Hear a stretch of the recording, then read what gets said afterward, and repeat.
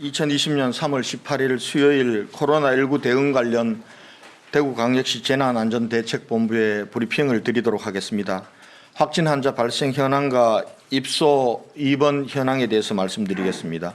질병관리본부의 발표에 따르면 오늘 오전 0시 현재 대구시에서 발생한 코로나19 확진 환자는 전일 오전 0시 대비 46명이 증가한 총 6,144명이며 확진자 증가세는 일주일째 두 자리 숫자를 기록하고 있습니다. 현재 확진 환자 2,517명은 전국 72개 병원에서 입원 치료 중이고 2,301명은 생활치료센터에서 치료 중입니다. 확진 판정 후 자가에서 치료 중이거나 대기 중인 환자는 210명으로 줄었습니다.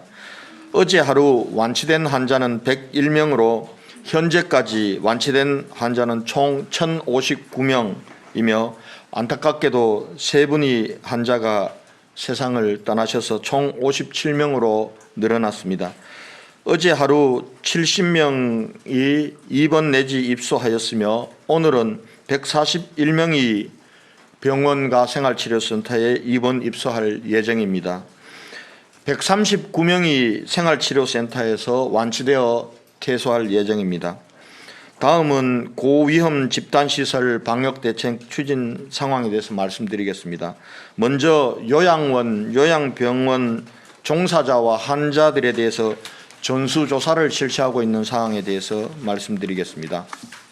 3월 13일부터 시행 중인 고위험 집단시설 요양원, 요양병원, 복지시설에 대한 전수조사가 30% 정도 진행되면서 일부 시설에서 다수의 확진 환자가 확인되고 있습니다. 어제 요양병원 5개소에서 총 87명의 종사자와 환자에서 확진 환자가 발생하였습니다. 발생한 병원들은 서구 소재 한사랑 요양병원 74명, 북구 소재 배생병원 7명, 수성구 소재 수성요양병원 4명, 동구 소재 진명 실버홈 1명, 수성구 소재 시지 노인병원 추가 1명입니다.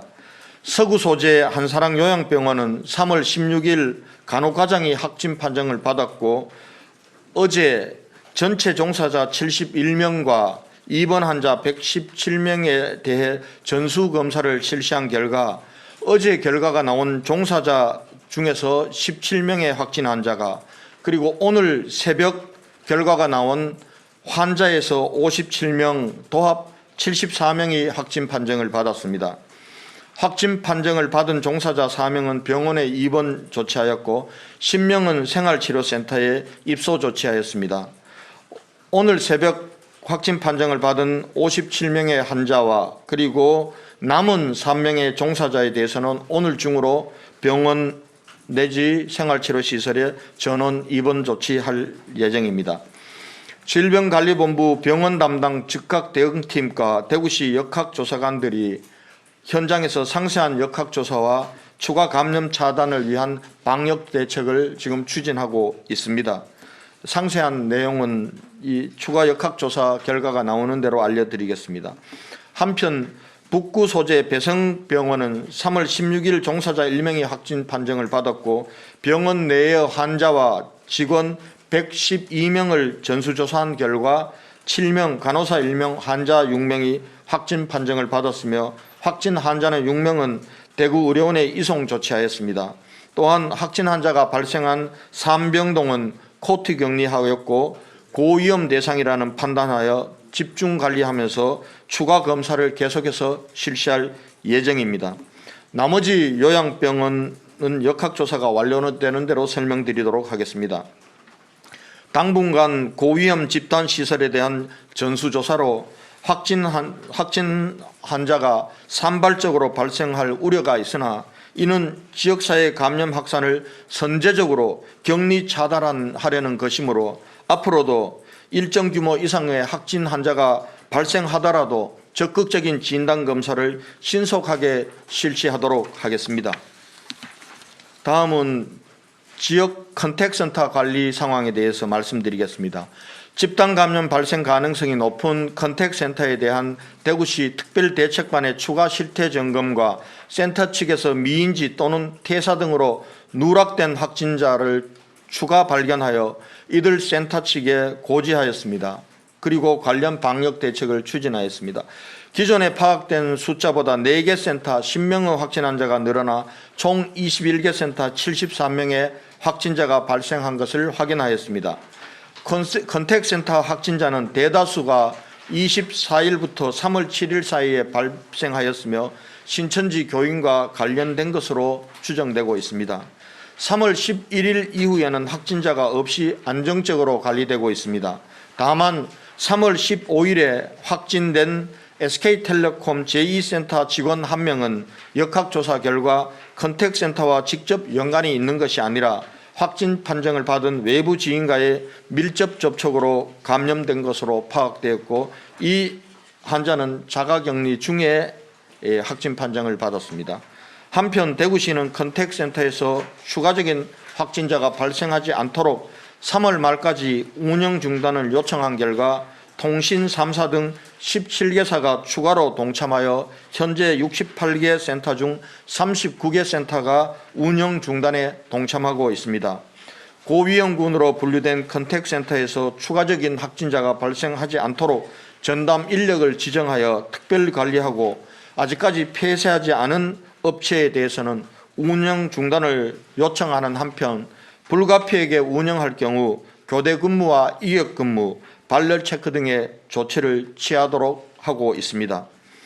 환자의 건강 상태와 관리에 대해서는 대구시 감염병관리지원단 김신우 단장님께서 역학조사 진행 상황에 대해서 추가적인 설명은 김종년 부단장께서 제 브리핑이 끝난 후 설명드리도록 하겠습니다. 어제 국회에서 코로나19 대응 정부 추가 경정 예산안이 의결되었습니다. 당초 정부 추경안 11조 7천억 원 중 대구 경북 지역 지원 정부 예산안은 6,209억이었고 이마저도 대부분 금융지원 방식의 간접지원 방식이었으나 특별재난지역 선포 후속 조치로 국회에서 1조 394억 원이 증액되어 통과되었습니다. 전국 대상 일반 사업 중 대구 경북 배정액 약 7천억 원 정도를 추가하면 약 2조 3,600억 원이 지원될 예정입니다. 국회에서 추가 증액된 세부 내역을 살펴보면 지역경제 활성화 등 재난대책비 4천억 원, 피해점포 회복 지원 2,262억 원, 소상공인 전기료 감면 및 건강보험료 감면 1,111억 원 등 총 7,373억 원이 추가 편성되었고, 소상공인과 중소기업 금융지원으로 2,121억 원, 고용지원 및 긴급복지지원에 900억 원이 추가 편성되었습니다. 이번 추경 예산은 당초 대구 경북이 요청했던 긴급 생계 지원과 그리고 긴급 생존 지원에는 크게 못 미치는 액수이고, 특히 긴급 생계 지원비가 600억 원밖에 편성되지 못한 것은 참으로 아쉬운 일입니다. 그러나 정부 안에 없던 특별재난지역 후속조치 예산 1조 394억 원이 반영되고, 이 중 중소상공인이나 자영업자 등에 대한 피해 보상 등의 금액이 반영된 것은 다행입니다. 따라서 대구시는 자체 예산 2천억 원 이상으로 우선 생계 위기에 직면한 일용직 근로자, 식당 종업원들 등에 대한 긴급 생계 자금을 신속히 지원하고, 어제 통과된 정부 추경 예산은 집행안을 촘촘히 마련하여 예산이 배정되는 대로 코로나19 사태로 위기에 처한 자영업자와 중소상공인에게 긴급 생존 자금으로 집행하겠습니다. 대구시는 이 예산들이 필요한 시민들에게 제때 신속하게 집행될 수 있도록 대구시 관련 기관, 시민사회 전문가들이 참여하는 긴급지원심의위원회를 구성하여 공정하고 투명하게 집행되도록 하겠습니다. 여야를 막론하고 많은 분들이 또 정부에서도 추경안 증액에 도움을 주셨습니다. 도움을 주신 모든 분들께 깊이 감사드립니다. 이번에 마련한 재원이 위기에 처한 대구 경북이 다시 일어설 수 있는 소중한 마중물이 될 것이라고 생각합니다. 시민 여러분들께 당부와 호소의 말씀을 드리겠습니다. 지난 2월 18일 지역에서 첫 코로나19 확진자가 발생한 이후 오늘로 꼭 한 달이 지났습니다. 그동안 시민 모두가 힘들고 어려운 가운데 잘 견뎌내 주셨습니다. 시민 여러분들의 덕분에 코로나19의 상승 기세는 꺾이고 확진 환자의 증가세도 대폭 감소하였습니다. 하지만 최근 확진자가 감소 추세에 따라서 헬스장, 사우나, 스포츠센터가 붐빌 뿐만 아니라 식당 등에서 벌써 일상으로 돌아가시려는 분들이 늘고 있습니다. 참으로 우려되는 일입니다. 분명히 다시 말씀드립니다. 아직도 우리 대구는 코로나19의 지역사회 감염이 심각한 상황입니다. 대구 전역이 위험지역이며 누구 한 사람도 안심할 수 없는 상황입니다. 확진자가 감소하는 숫자의 착시 현상을 일으켜서는 안 됩니다. 하루 30에서 40명의 확진 환자 발생은 엄청나게 많은 숫자입니다. 최초에 한 사람이 발생했을 때 우리는 얼마나 걱정을 했습니까? 이제 지금 확진자 발생 숫자는 대단히 심각한 상황이라는 것을 다시 한번 말씀드립니다. 한 달이 넘는 시간 집안에서 감옥 아닌 감옥 생활을 하신 답답하고 불편한 점 100분 이해합니다. 그러나 이 시간을 참지 못하면은 우리는 더 고통스러운 긴 시간을 보내야 합니다. 아직도 역학조사 결과 동선을 파악하는 것도 어려운 일입니다. 조금만 더 참아주십시오. 끝날 때까지 끝난 것이 아니라는 것을 시민 여러분 명심해 주십시오. 3월 28일까지 2주간만 더 참고 힘내서 코로나19의 전쟁에서 승리할 수 있도록 시민 여러분께서 코로나19 종식 3.28 대구 운동에 함께 해 주실 것을 다시 한번 당부드리면서 5개 행동 수칙에 대해서 다시 말씀드리겠습니다. 첫째, 외출은 최대한 자제하고 이동은 최소화해야 합니다. 다중 집회는 물론이고 3355 모임을 갖거나 식사하는 것 굉장히 위험한 일입니다. 하지 마실 것을 부탁드립니다. 대규모 아파트 단지에 사우나 시설이나 헬스클럽들을 열고 있다고 합니다. 이것도 굉장히 위험한 일입니다. PC방 그리고 노래방, 다중시설, 실내 공간들 영업 중단하셔야 합니다. 둘째, 손 씻기, 2m 거리 두기, 마주보고 식사하지 않기 등 개인 위생수칙을 더 철저히 지켜주시기 바랍니다. 셋째, 발열, 기침, 오한, 구토, 설사 등 증상이 있으면 출근하거나 외출을 하지 마시고 바로 질병관리본부 콜센터나 보건소에 연락하여 안내를 받은 후 코로나19 검사를 받아주십시오. 또 검사를 받은 후에는 결과가 나올 때까지 반드시 자가에서 대기하고 타인과의 접촉을 피해 주실 것을 부탁드립니다. 네 번째, 완치자들이 많이 늘어나고 자가격리 해제자들도 많이 늘어납니다. 그러나 완치되었거나 자가격리에 해제되었다고 안심할 수 없습니다. 이분들도 스스로 건강체크를 세심히 하고 사회적 거리 두기에 철저하게 실천해 주실 것을 부탁드립니다. 참으로 힘든 시간들입니다. 그러나 그동안 우리는 잘 해왔습니다. 대구를 세계가 자랑하고 있습니다. 부러워하고 있습니다. 닮으려고 하고 있습니다. 우리가 사회적 거리 두기 운동은 철저히 해야 됩니다. 만나지는 못하더라도 서로에게 전화나 문자로 그리고 SNS로 서로 격려하고 응원하는 일은 잊지 맙시다. 대구 시민 여러분, 우리 할 수 있습니다. 조금만 더 참고 힘냅시다. 제 브리핑 여기까지 마치고 김신우 단장님과 김종현 부단장님께서 추가적인 설명을 드리도록 하겠습니다.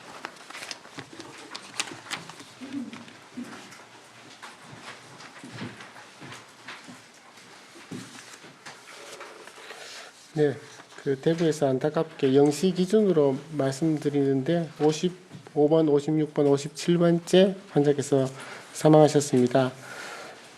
첫 번째 55번째 환자는 남자 86세입니다. 당뇨, 전립선 비대 만성 신질환을 가지고 계셨습니다. 2월 21일 발열이 있었고 2월 26일도 열이 있으셨지만 그때 계명대학교 동산병원에 가셨고 코로나 검사 양성을 받으셨습니다. 3월 3일 날 대구 동산병원 입원하셨고 3월 17일까지 치료에도 불구하고 15시 15분에 사망하셨습니다. 56번째 환자분은 남자 79세이십니다. 과거에 과거력이 있습니다. 3월 1일 음식 섭취가 감소하고 3월 4일 수성구 보건소에서 코로나 확진을 받으셨습니다. 3월 4일 대구의료원에 입원하셔서 지금까지 치료를 하였으나 3월 17일 18시 25분에 사망하셨습니다. 57번째 환자는 여자 77세이십니다. 기저질환으로 만성 폐쇄성 폐질환, 결핵, 당뇨, 고혈압 등이 있으셨습니다. 3월 3일 곽병원에 입원하셨고 3월 발열이 있었으나 코로나 검사 음성이었다가 3월 10일 날 코로나 검사 양성이 확인되었고 3월 10일 영남대학교 병원 응급실로 이송되신 다음에 지금까지 치료를 하심에도 불구하고 17일 22시 39분에 사망하셨습니다. 고령이시고 기저질환들이 있으신 분들이 초기에는 젊으신 신천지 신도들이 많았다면 지금은 기저질환자, 고령자가 많아서 사망자들이 계속 나오고 있다라고 생각을 하고 있습니다. 인공호흡기를 달고 계신 분은 지금 33명이 달고 계십니다. 그중에 에크모까지 하고 계신 분은 10분이 계십니다. 저희 대구 지역에 어제 질문 중에 얼마나 음압이 되는 중환자실이 있는지에 대한 질문이 기자분 중에 한 분이 계셔서 확인해 보니 현재는 48개의 음압이 되는 중환자, 인공호흡기를 할 수 있는 그런 시설이 되어 있습니다. 다른 환자들도 있기 때문에 이분이 공간을 다 이렇게 무조건 쓴다라고 하기보다는 어느 정도의 이렇게 여유들을 많이 만들어 와서 많이 생겼다 이렇게 말씀드릴 수 있습니다. 이상입니다.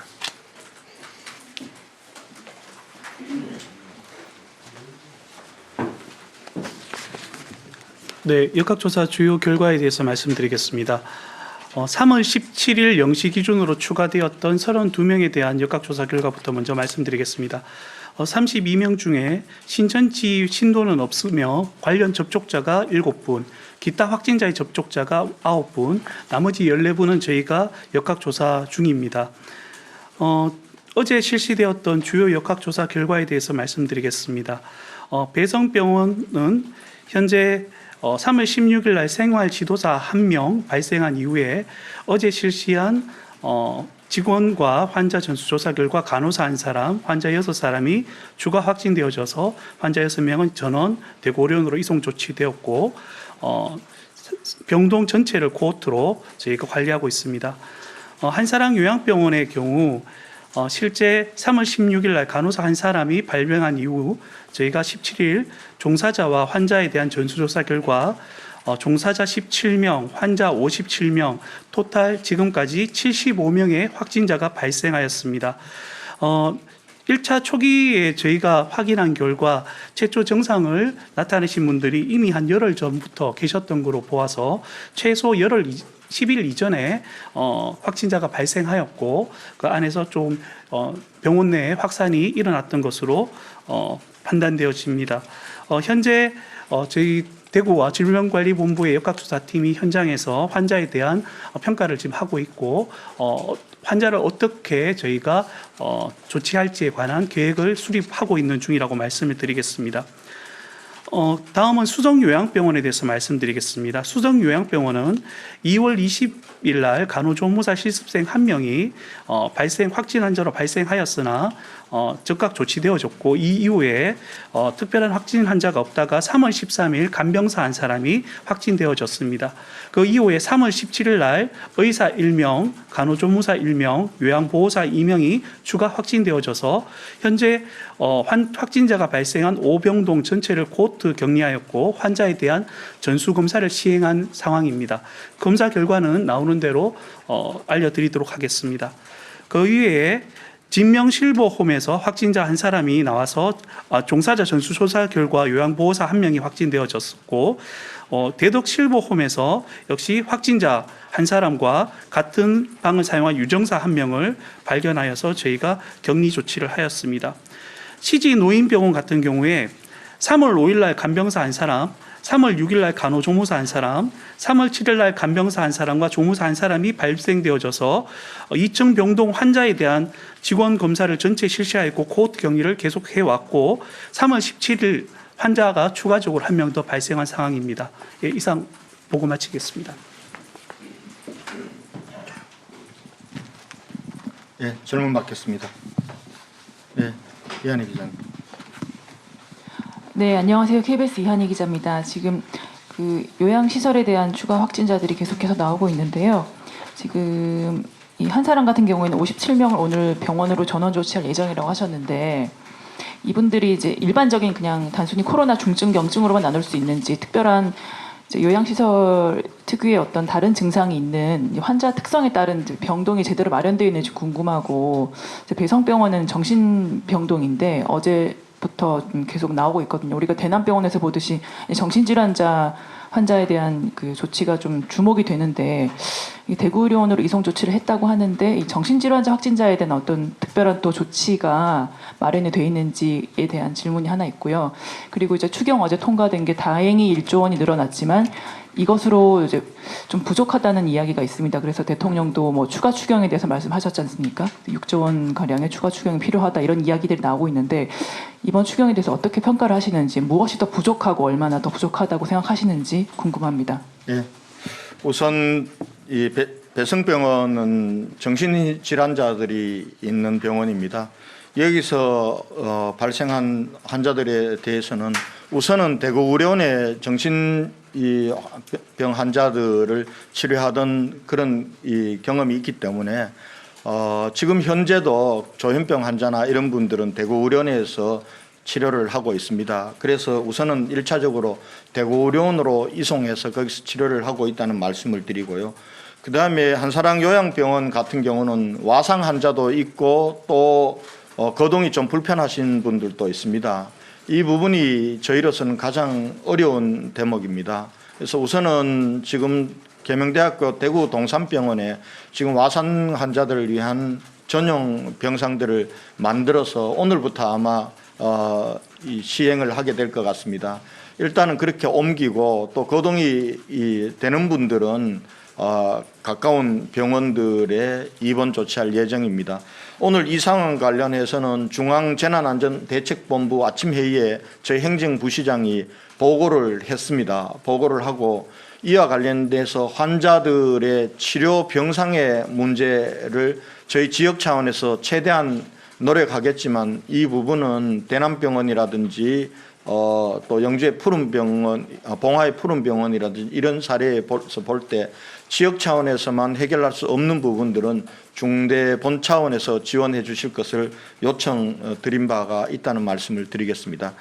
그리고 어제 예산 관련해서는 사실 어제 아침까지는 재난안전 특별지역과 관련 선포와 관련된 후속 예산이 편성이 되지 못했다는 얘기를 듣고 제가 급히 올라가서 여야 원내대표도 만나고 또 지역의 여야 국회의원님들 특히 예결위에 들어가 계신 홍일학 의원이나 주호영 의원이나 윤재욱 의원도 만나고 그리고 홍남기 부총님도 극적으로 만났습니다. 만나서 이 부분들과 관련된 예산이 편성되지 않으면은 지금의 한계 상황에 와 있는 정말 일용직 근로자나 식당 종업원들, 택시기사들이 생존할 수가 없다. 그리고 또 지금 한 달 이상 완전히 산업 활동이 마비되어 있는 상태에서 자영업자들 그리고 중소상공인들이 지금 이 시기를 견디지 않으면 회생이란 없다. 지금은 생존에 대해서 지원해야 될 시기다. 이렇게 간곡하게 호소하고 사실은 저 홍남기 부총리하고 둘이서 울었습니다. 같이. 아마 정부에서도 여러 가지 고민들이 많을 겁니다. 예산이란 거는 아무리 많아도 부족하다고 느낄 수밖에 없습니다. 우선은 이 부분과 대구시에서 최대한 만들 수 있는 예산을 가지고 우리 일용직 근로자나 식당 종업원들 또 택시기사들 어려운 분들에 대한 긴급 생계 자금부터 지원하고 그리고 자영업자나 중소상공인들에 대한 예산은 저희가 요구했던 것에 어느 정도 준하게 배정이 됐기 때문에 이 부분들은 신속 배정을 받아서 그렇게 우선 생존을 할 수 있도록 그렇게 버팀목이 되도록 집행을 하도록 하겠습니다. 아마 부족한 부분들은 정부의 예비비나 또 정부에서 지금 2차 추경까지를 지금 염두에 두고 있기 때문에 따로 정부의 지원을 요청하도록 하겠다는 말씀을 드리겠습니다. 예. 네, 질문하십시오. 네, JTBC 윤두열 기자라고 합니다.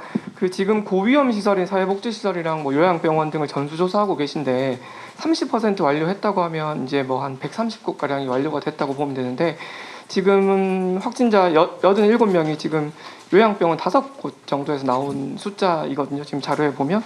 그러면 이 130여 곳에서 87명이 나왔다고 보면 되는 것인지 아니면 요양원, 요양병원만 따로 추려서 지금 87명을 발표하신 것인지 궁금합니다. 지금 한 30% 진행이 되었습니다. 한 10,000여 명 이상이 지금 검사했고 검사 결과는 모두가 다 나오진 않았습니다. 어제 검사한 것 같은 경우는 오늘 검사 결과가 나오는 것도 있습니다. 지금 이 우선적으로 확진 환자가 발생했던 병원들의 전수조사는 긴급하게 했고 검사 결과도 긴급하게 받도록 했기 때문에 한사랑 요양병원 같은 경우는 어제 진단 검사를 했지만은 종사자들의 결과는 어제 밤에 그리고 확진 환자들에 대한 검사 결과는 오늘 새벽에 다 받을 수 있어서 그 결과에 따라서 지금 질병관리본부의 즉각 대응팀과 그리고 대구시 역학조사관들이 공동으로 지금 투입이 돼서 방역 조치를 하고 있다는 말씀을 드리겠습니다. 지금까지 한 걸로는 요양원들 같은 경우는 상당히 안정적으로 관리가 되어 온 것으로 파악이 되고 있습니다. 문제는 요양병원입니다. 요양병원 같은 경우는 앞으로도 이러한 대규모 내지는 소규모의 집단 발병 사례가 확인이 될 거라고 봅니다. 그러나 그것을 감수하면서도 저희가 요양원과 요양병원에 대한 전수조사를 계속 신속하게 할 겁니다. 그대로 두면은 안에서 더 감염이 더 퍼지고 또 그것이 지역사회로 전파될 우려가 있기 때문에 저희들이 요양원과 요양병원에 대해서는 집중적인 전수 진단 검사를 아마 이번 주 내로는 마친다는 목표를 가지고 하고 있다는 말씀을 드리겠습니다. 확진자가 발생하지 않을 수가 없습니다. 발생하는 대로 거기에 따른 조치를 계속하면서 지역사회로 확산을 차단하는 조치도 하겠습니다. 이것은 신천지 교인들이 고위험군일 때 저희는 전수조사를 했습니다. 전수조사를 할 때는 어마어마하게 많은 이 확진 환자들이 나왔지만은 이 조사를 끝내고 나서는 확진 환자들의 감소세가 대폭 감소했기 때문에 이 부분들을 그냥 두고는 코로나19 종식이라는 것들을 우리가 기대할 수 없기 때문에 당분간 확진 환자가 많이 나오는 것에 대해서 우리가 너무 놀랄 일도 아니고 또 그 부분들을 너무 경시할 일도 아니라고 생각합니다. 그렇게 앞으로 해나가겠다는 말씀을 드리겠습니다. 예, 박무원 기자님.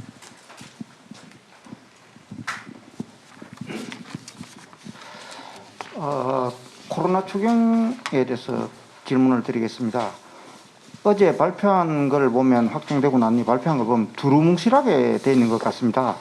말하자면 대구 경북을 합해서 얼마 해준다라고 이렇게 발표를 하거나 이렇게 돼 있는 것 같은데 우리 코로나 예산은 당초 예산에다가 재난 특별 지역으로 선포된 이후에 예산으로 크게 나눠질 것 같은데 대구시가 확보한 이번에 코로나 예산과 관련해서 구체적인 예산이나 분야가 파악이 되는지 그에 대해서 질문을 드리겠습니다.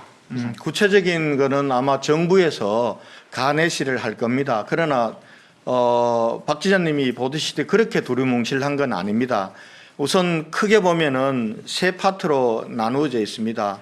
방역이라든지 그다음에 정책 자금 같은 걸 지원하는 간접 지원 파트가 한 파트가 있고요. 두 번째 파트는 어제 새롭게 들어간 겁니다. 특별 재난 지역의 후속 조치 예산들이 들어가 있습니다. 특별 재난 지원 후속 대책 예산이 지금 1조 394억입니다. 이 부분들은 특별 재난 지역에 해당되는 것이기 때문에 이 부분들은 대구와 경북 특별 재난 지역으로 선포된 일원에 구체적으로 아마 기재부와 그리고 관련 부서들이 이렇게 배정을 할 예산이고요.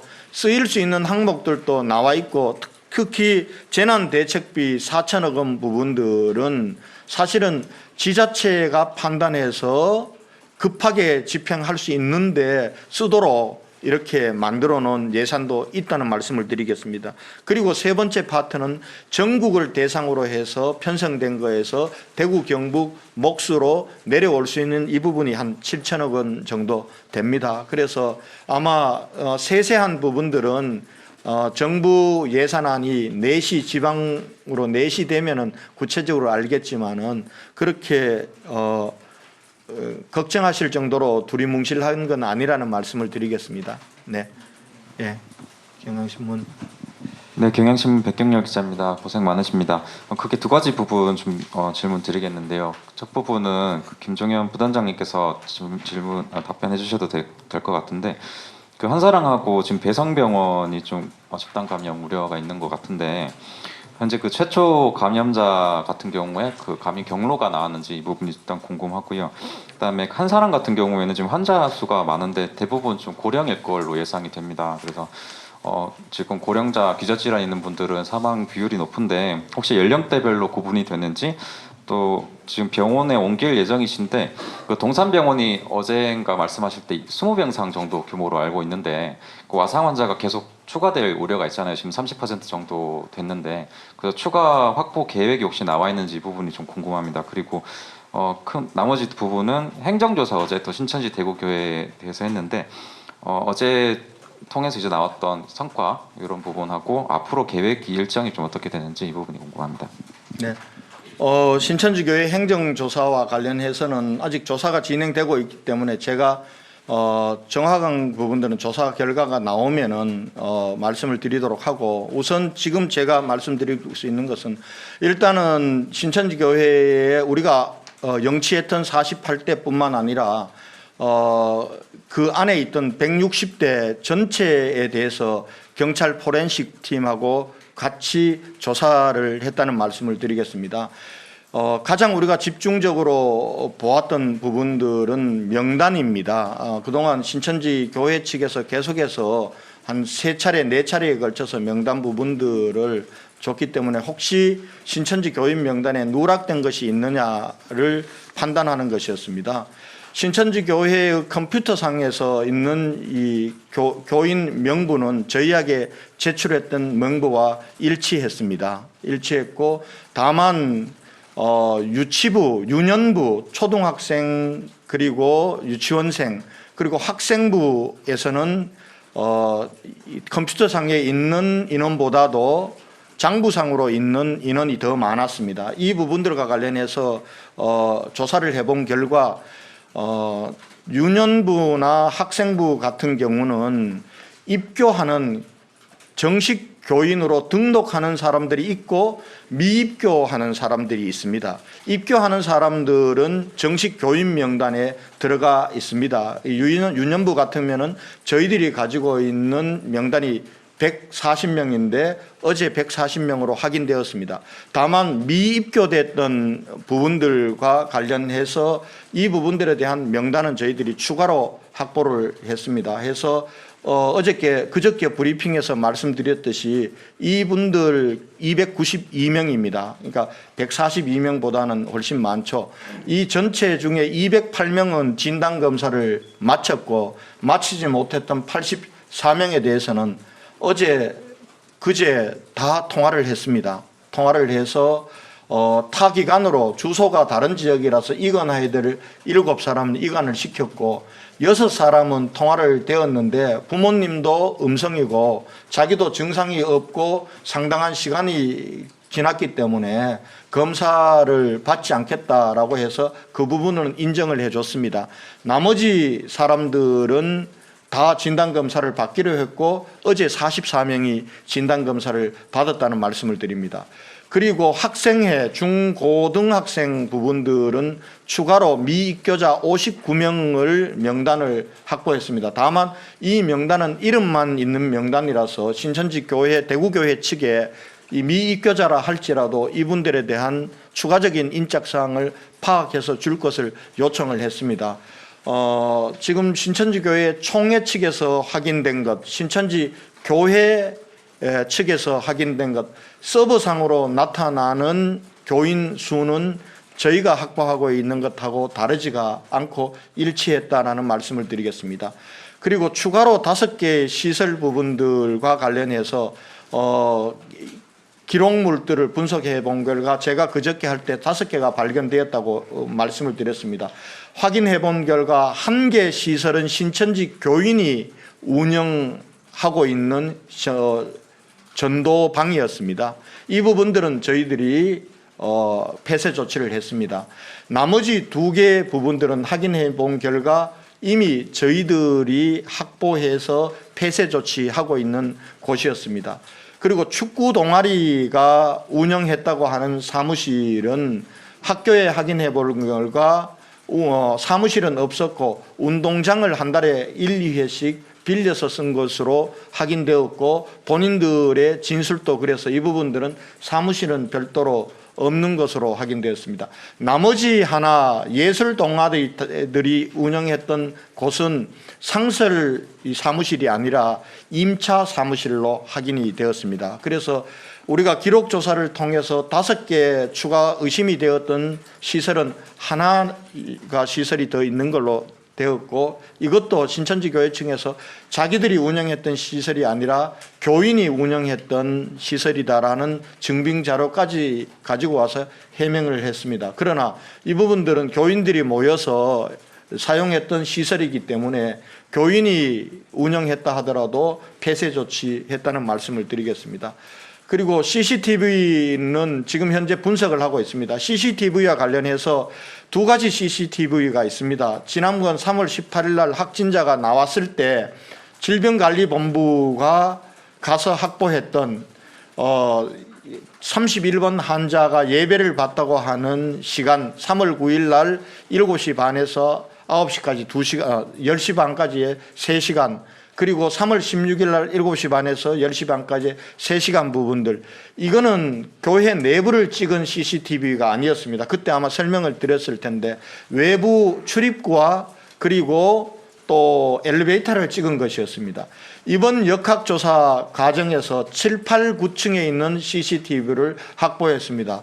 물론 이것도 내부를 찍은 사진이 아니라 출입구와 그리고 엘리베이터를 찍은 사진입니다. 이 부분들은 경찰과 함께 분석 중에 있다는 말씀을 드리고요. 추가로 확인된 동영상이 있습니다. 아마 우리가 제일 주안점을 두고 보았던 것은 교회 내부에 예배를 보는 사진 동영상들입니다. 1월 1일 예배부터 시작해서 2월 16일 마지막 예배까지, 그 이후에는 동영상들이 없는 것으로 확인이 되었습니다. 38건의 예배를 보거나 내부에서 행사하고 있는 38건의 동영상을 확보했고, 이 동영상은 아마 과연 감염 경로가, 최초의 감염 경로가 어딘가를 추정하는 데 저는 도움이 될 거라고 봐서 질병관리본부와 경찰과 공유하면서 이 부분들은 분석 작업을 하고 있다는 말씀을 드리겠습니다. 예. 이 정도까지가 제가 오늘 드릴 수 있는 중간 결과 말씀이라는 것을 드리고, 추가적으로 나오는 부분들은 추가해서 브리핑을 드리도록 하겠습니다. 예, 아까부터 오경무 기자님 손 들고 계시는데. 시장님 지금 한 달 동안 그 시민들 잘 못 만나셨죠? 밖에 못 나가시고. 제가 가끔씩 시민들이 우리 3.28 운동이나 이런 것을 어떻게 동참하고 있느냐를 보기 위해서 밖으로 차를 타고 다니면서 이렇게 다니거나 합니다. 그러나 시민들과 만남의 공간 속에서 이렇게 많은 분들을 만나지는 못하고 있습니다. 그러나 많은 시민들께서 제 카톡이나 그리고 문자로 현장 상황들을 전해주시고 또 우려되는 것이 있으면 제게 전화를 하시는 분들도 있습니다. 예. 예, 그 저희들 이렇게 브리핑 보고 기업인들 저기 문자가 오는데 브리핑에서 좀 시민들한테 좀 희망과 용기를 줄 수 있는 그런 브리핑 멘트나 말씀을 좀 원한다 이런 거 좀 전달을 드립니다. 우리가 이제 너무 긴장해서 대응하는 것도 지금은 필요한 시기고 어쩔 수 없지만 또 어떻게 보면 좀 이게 장기전으로 갈 수 있기 때문에 어느 정도 유연하게 대응하는 것도 시민들한테 좀 불안을 해소하는 데 도움을 줄 수 있다고 봅니다. 질문 드릴 거는 그 지금 그 교육청에서 그 학생들이나 뭐 이런 그 확진자 정보 공유 관련해서 일부 지자체에서는 뭐 공유를 한다는 그런 보도도 있고 한데 이게 지금 학교는 지금 계약을 연기해놨기 때문에 괜찮은데 학원은 일부 개원할 수도 있거든요. 이제 그런 경우에 확진자들하고 접촉을 시민들이 좀 두려워하고 있기 때문에 대구시가 어떤 규정이나 이런 거를 너무 엄격하게 해석하지 말고 좀 유연하게 대응해서 이런 부분도 좀 공유하는 게 시민들 불안을 좀 해소할 수 있지 않을까 이런 의견도 있습니다. 그 부분에 대해서 어떻게 검토하셨는지 그 정보를 좀 주시기 바랍니다. 네, 첫 번째 질문부터 말씀드리겠습니다. 시민들께서 너무나 어려운 상황이고 또 불안해하시는 거 잘 압니다. 그러나 지금 우리가 희망을 얘기하면서 경계를 늦출 때가 아니라고 생각합니다. 제가 이런 말씀을 거듭 드리는 저의 마음도 너무나 아픕니다. 그러나 자칫 우리가 이것에 기대나 이런 것으로 우리 상황을 늦추게 되면은 우리는 더 많은 긴 고통의 시간을 견뎌내야 됩니다. 그래서 제가 3월 28일까지만 2주간만 정말 지금보다 더 강하게 저한테 만약에 권한이 있다면은 저는 2주간을 통행 금지를 내리고 싶은 심정입니다. 그렇게 해야 이걸 잡을 수가 있습니다.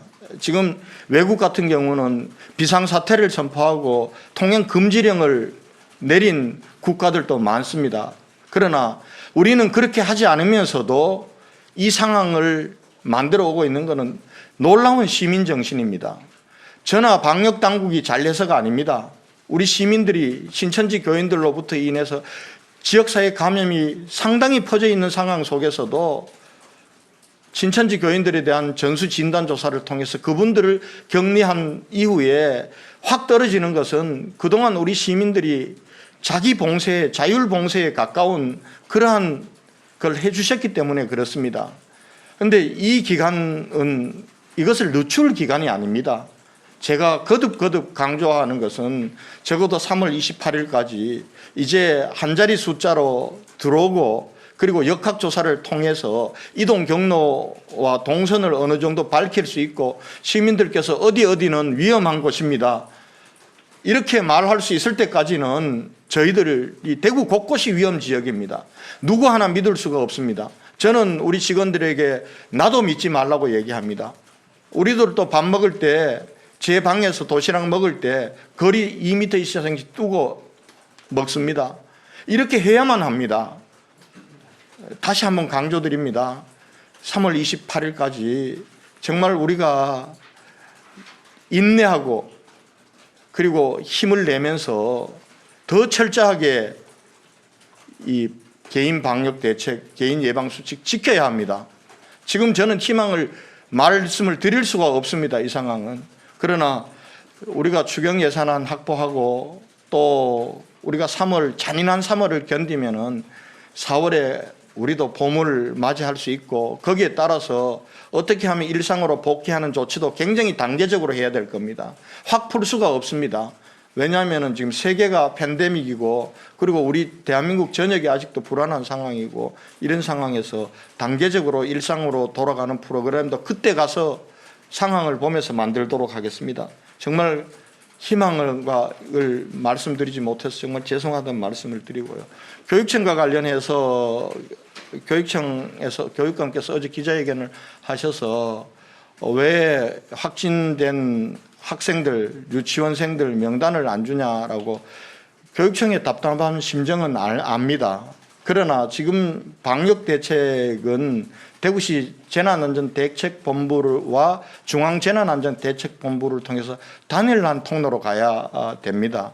지금 대구 상황은 학생들의 확진 환자 명부를 가지고 개별 학교가 대응할 수 있는 상황이 아닙니다. 그래서 4월 6일까지 대구뿐만 아니라 전국을 지금 학교 개학을 연기한 그런 조치를 취한 겁니다. 그 사정은 알지만은 이 명부는 법적으로 못 주게 돼 있습니다. 그리고 자칫 우리가 방역적인 차원에서 법을 어기고 교육청에 줬을 경우 이 유치원생들, 초등학생들, 이 학생들에 대한 엄청난 피해가 갈 수 있습니다. 그래서 지금 주는 데가 없습니다. 다만 어떤 언론에서 부산 예를 들었는데 부산은 학교 확진 환자들이 발생 건수가 굉장히 낮기 때문에 부산시 방역당국과 학교가 역학조사를 같이 하고 있습니다. 그러다 보니까 당연히 학생들에 대한 정보가 공유되는 겁니다.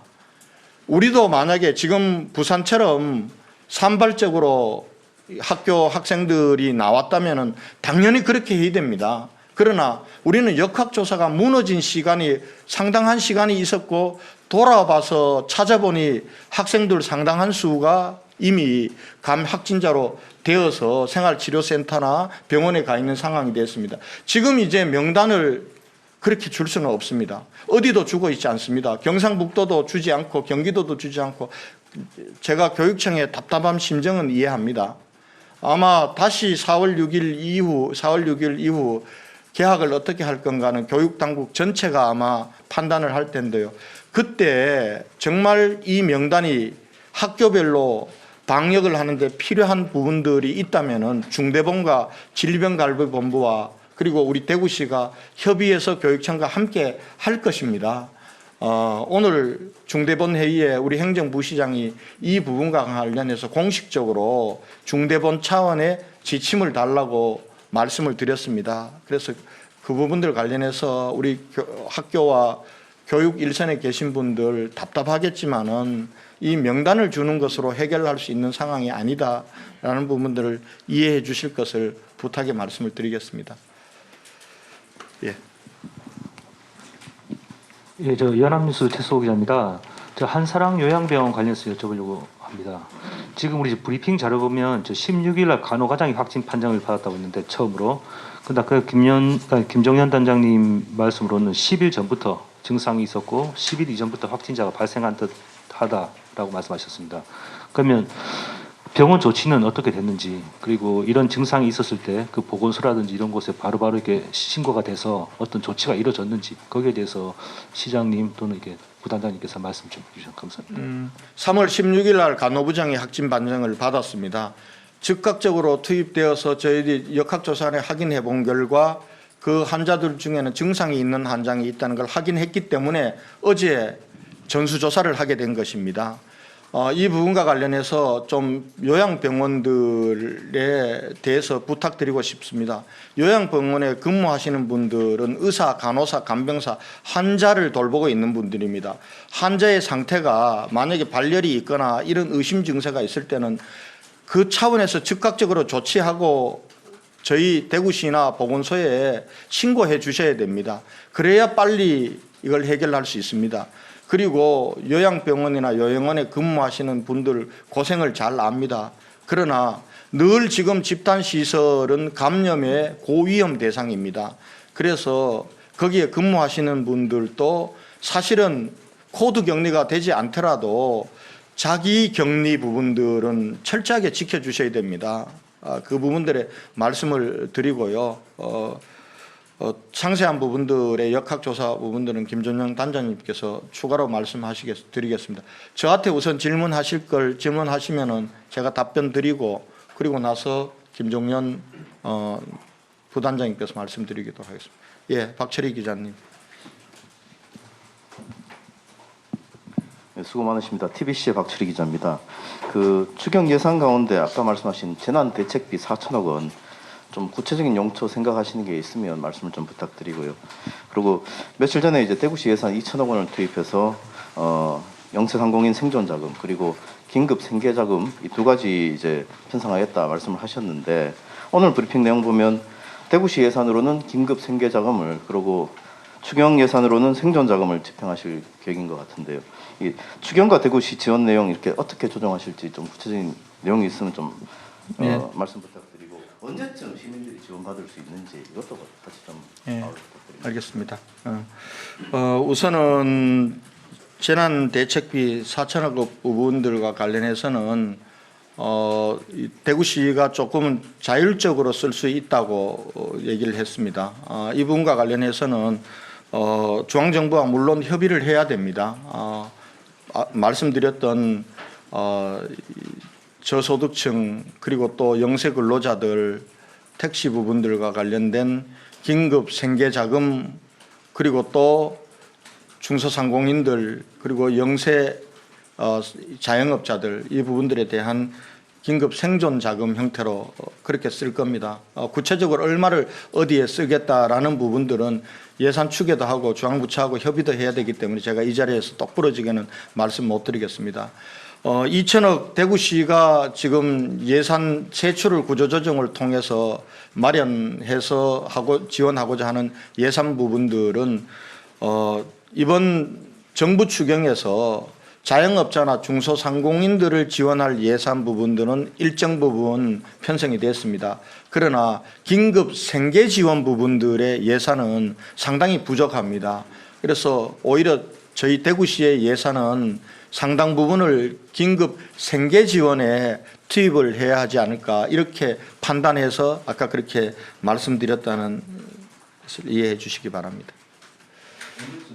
언제쯤 지원 가능하면 빠른 시간 내에 하겠습니다. 지금 예산 편성 작업을 하고 만약에 정부 이 지원 예산의 내시가 우리한테 내려오는 것이 빨리 내려오게 되면은 함께 추경을 하는 것이 가장 이상적이라고 보는데 아마도 정부 내시 시간이 좀 걸릴 수도 있고 또 지원과 관련된 세제 감면과 관련 조례 개정도 해야 되기 때문에 우선 대구시 의회와 오늘 오후에 협의를 합니다. 협의를 해서 대구시 의회를 다음 주 중에는 열어서 대구시 의회에서 조례도 개정하고 그리고 대구시가 마련한 예산 그리고 정부에서 목을 딱 정해서 우리가 우선 내시되기 전에 가내시 형태로 쓸 수 있는 예산 부분들은 같이 묶어서 다음 주 내로 의결을 하고 그리고 집행 부분들을 신속하게 하도록 그렇게 하겠습니다. 4월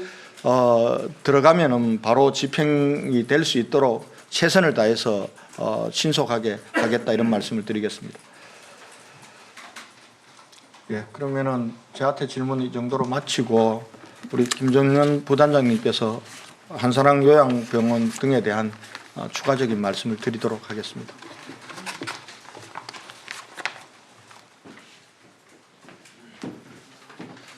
예, 한사랑 요양병원과 관련해서는 아까 전에 말씀드렸던 내용은 어제 추가로 확진되어진 17분의 직원에 대해서 저희가 기본적인 역학조사를 한 결과 정상을 호소한 날짜가 최소 한 7, 8일 이상 되신 분들이 다수였기 때문에 그렇게 말씀을 드린 내용이고 실제 환자에 대한 역학조사는 아직 시행되지 못했습니다. 저희가 아침에 통보를 받았기 때문에 그래서 실제 환자분들이 정상 발생 시기가 언제인지 그동안 또 입퇴원한 환자는 또 어떤 분들이 있는지 그다음에 면회를 왔던 분들의 명단 뭐 이런 부분들을 저희가 전체적으로 파악을 해봐야지 언제부터 증상이 있었고 유행이 시작이 되어졌는지는 확인할 수 있을 것 같습니다. 그래서 그 부분은 저희가 현장 역학 조사를 시행하고 있지만 일단 1차적인 목적은 아직까지 병원 안에 확진되지 않은 환자가 60여 분이 계십니다. 그래서 이분들을 확진자와 구분해서 추가적인 전파가 일어나지 않도록 하는 것이 우선입니다.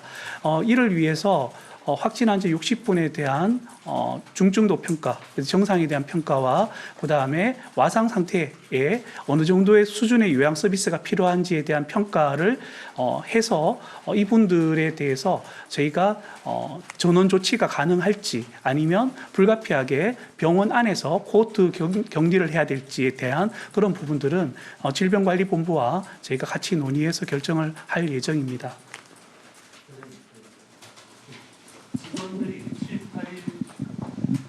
7, 8일 이상씩 증상을 호소했다라는 거는 그 7, 8일 이전부터 이렇게 증상이 나서 이제 그런 좀 발열이라든지 이런 좀 의심 증상이 났었지만 그 보건소를 찾지 않거나 검사를 받지 않았다는 뜻인가요? 그 부분은 아직까지 조사가 되어지지 않았기 때문에 그 부분은 나중에 조사한 이후에 말씀드리겠습니다.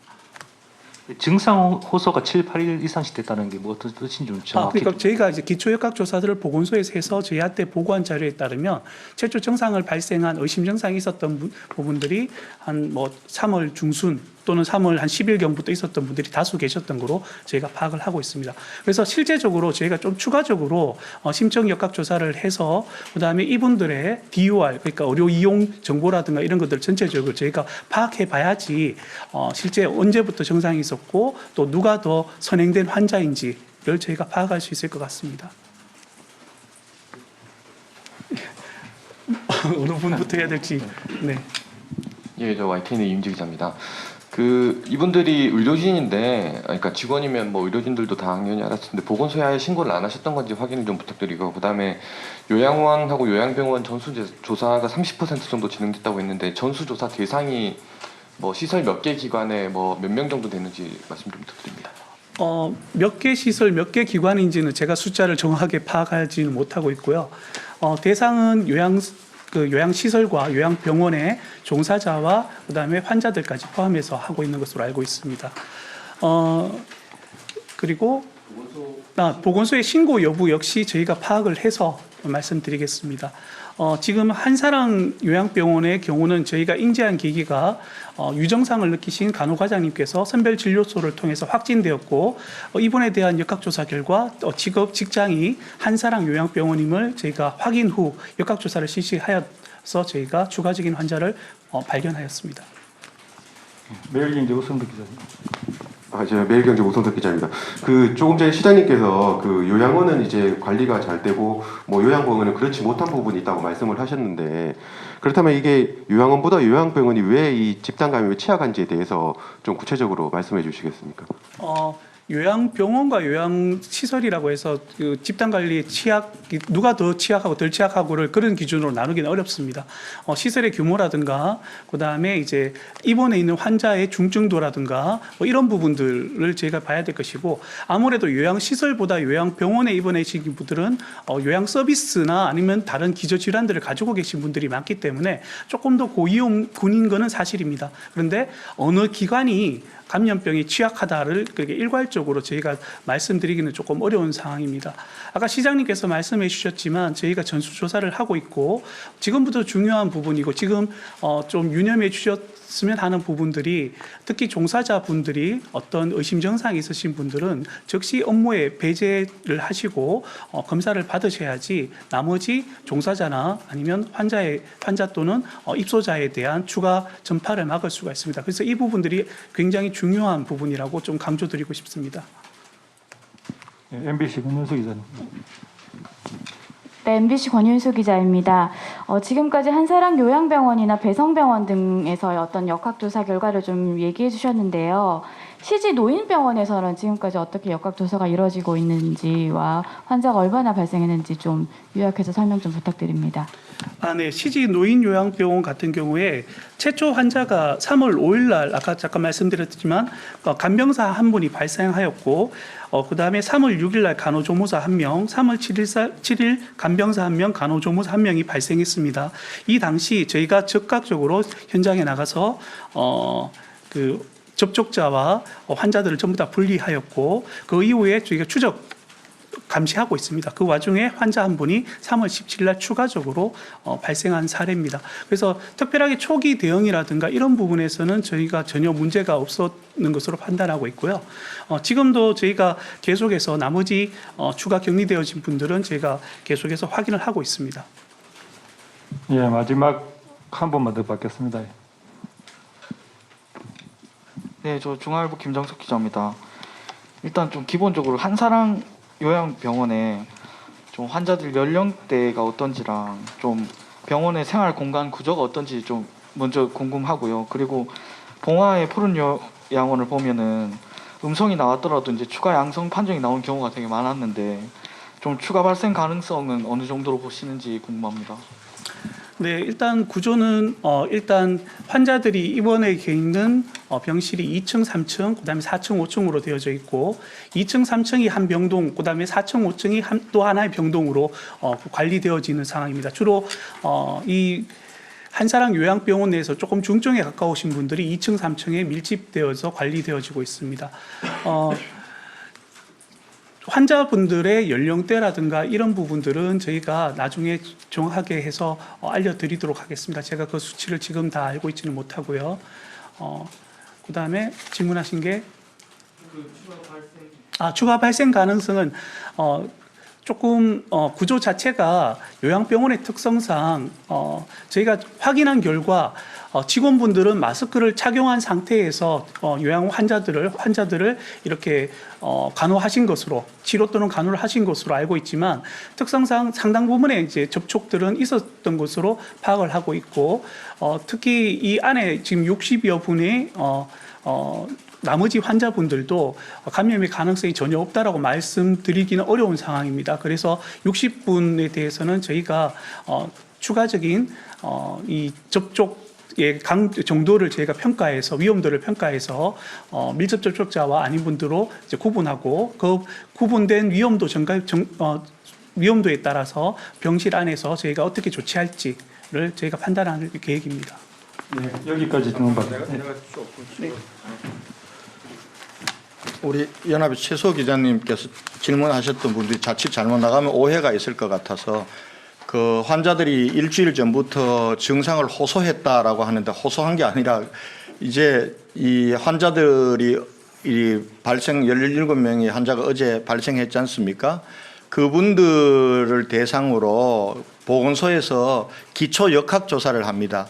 그럴 때 물어보는 것이 언제쯤 이 증상이 있었습니까? 라고 물어봤을 때 이 3일 내지 길면은 일주일 정도 전에 증상이 있었다라고 얘기한 것이지 어디 호소를 했는데 묵살했다 이런 개념은 전혀 아니다라는 말씀을 다시 부연 설명을 드립니다. 혹시 이게 오해가 있으면은 안 될 것 같아서.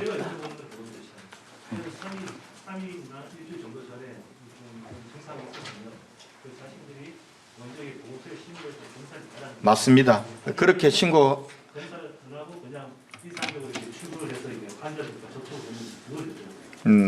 그 부분들은 아마 16일 날 그저께 있었던 간호과장은 본인의 이상 증세를 보고 본인이 선별진료소를 찾아가서 검사해서 확진을 받은 케이스 아니겠습니까? 그리고 어제 17명의 종사자들 같은 경우 중에서도 보건소의 1차 역학조사 결과는 증상이 며칠 전부터 있었다고 하는데 본인들이 정말 자기 스스로 출근하지 않고 검사를 받았어야 되는데 우리가 늘 얘기하는 게 그거 아니겠습니까? 발열이나 이런 증상이 있을 경우에는 출근하지 말고 집에 있으면서 빨리 보건소나 그다음에 질본 1339로 연락해서 안내받아서 검사를 받아라. 검사 받고 결과가 나오는 동안도 움직이면 안 된다. 이렇게 얘기를 하는데 그 부분들을 지키지 않은 것 같아서 좀 아쉬움이 있다는 말씀을 드리겠습니다.